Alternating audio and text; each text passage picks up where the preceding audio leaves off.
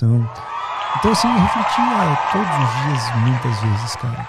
E eu acho que talvez uma das minhas maiores lições disso tudo foi que nesses 2 anos, nessa época aí que eu fiquei na Santa Casa de rodava em trio, né? Era uma época muito extenuante, assim, da vida, muito desgastante. E a gente rodava em trio, era eu, o Rodrigo, o outro Rodrigo e a Alessandra. Eram nós 3. E a gente fazia, né, sempre junto, tudo junto, plantão junto, tudo junto. E o estresse é tão grande, você viver com aquilo, lidar com aquilo, aí tem hierarquia, aí você não dorme, privação de sono, você dorme 2 vezes por noite, cara, é uma loucura. O clima que você fica é como se você estivesse numa guerra do Vietnã, assim. Você muitas vezes está muito pior que o paciente. Tanto de cabeça, quanto de cansaço, quanto de fome, quanto de fisionomia. Mas por que isso é assim? Não devia ser o contrário? O médico não devia estar completamente saudável? Não, cara, o médico nunca é saudável, raramente o médico é saudável, cara. É assim porque criou-se essa cultura. E cultura para destruir, sim, vão séculos, entendeu? Então criou-se essa cultura, é assim. Já melhorou, existem algumas regras, tipo, precisa ter pós-plantão. Na minha época não tinha pós-plantão.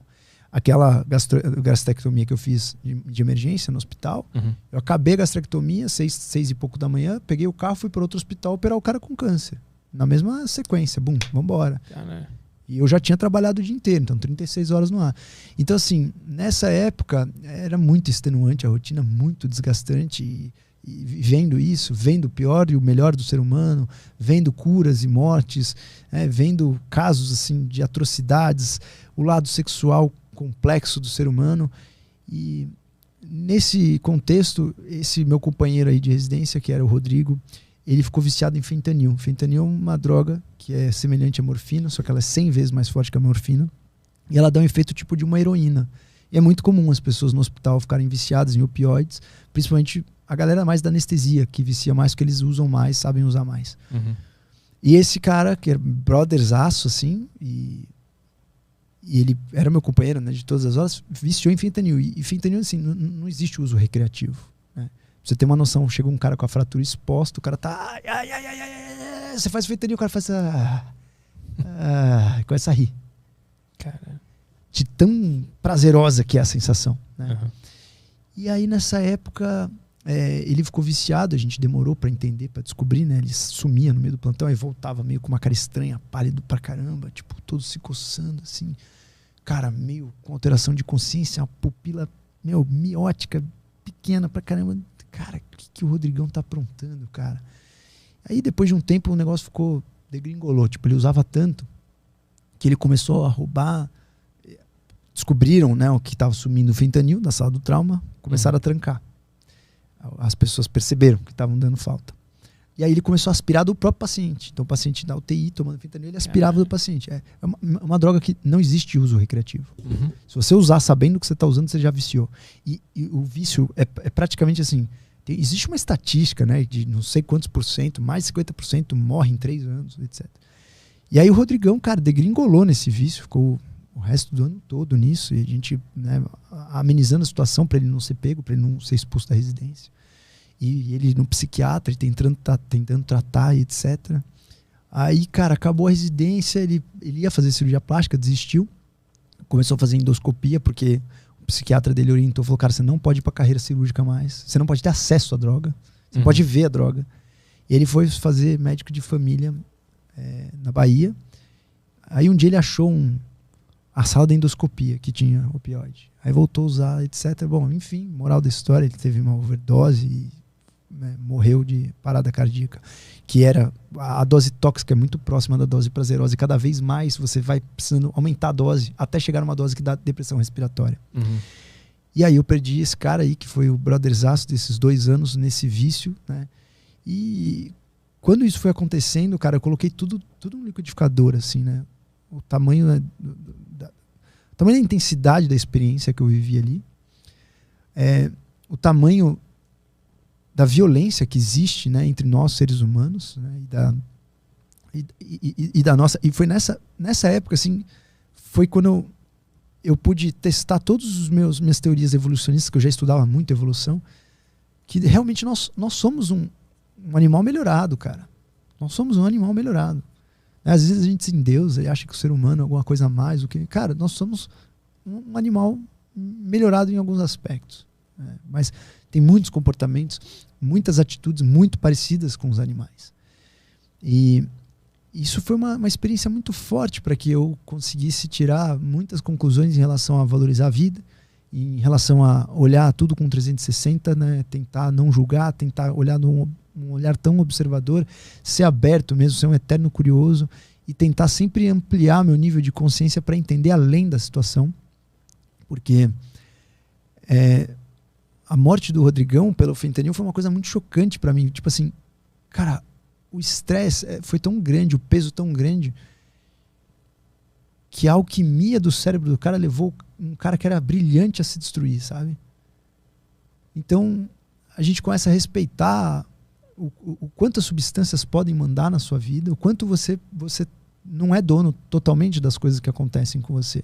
Depende dos estímulos que você recebeu, depende um pouco da tua genética, depende da sua cultura, depende das suas crenças, do que você comeu hoje no café da manhã, do café preto que você tomou. Cara, depende de tudo.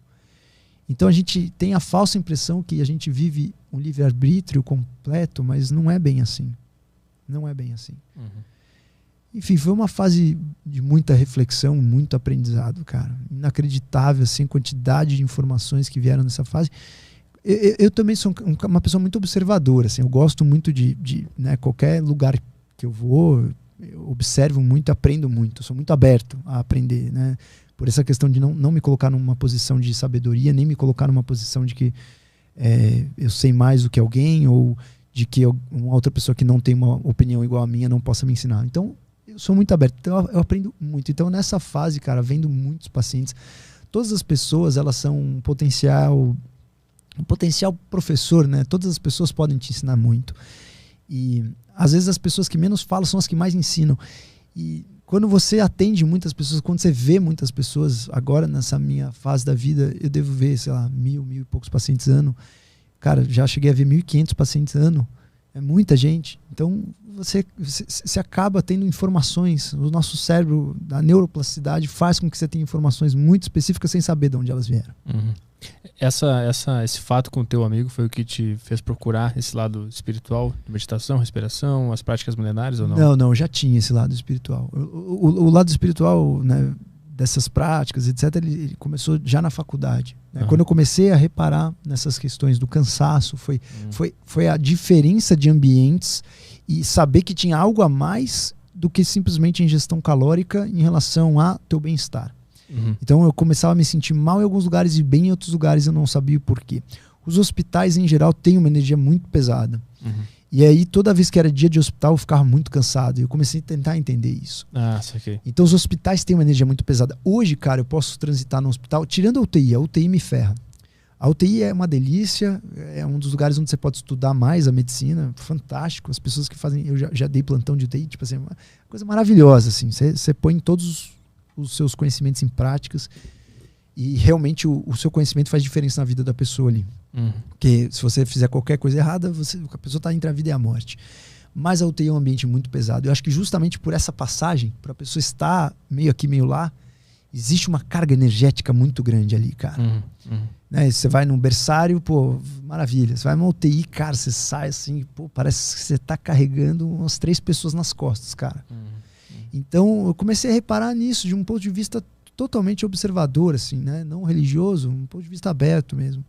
E eu comecei realmente a perceber que existiam coisas que, como eu sempre falo, a ciência está aí para provar que as teorias não são verdades, para tirar algumas teorias que a gente acha que são verdades, né? Para questionar as teorias que a gente tem, mas não tá para provar tudo. A gente prova uma parcela das coisas. A gente prova tipo nem 10% do universo.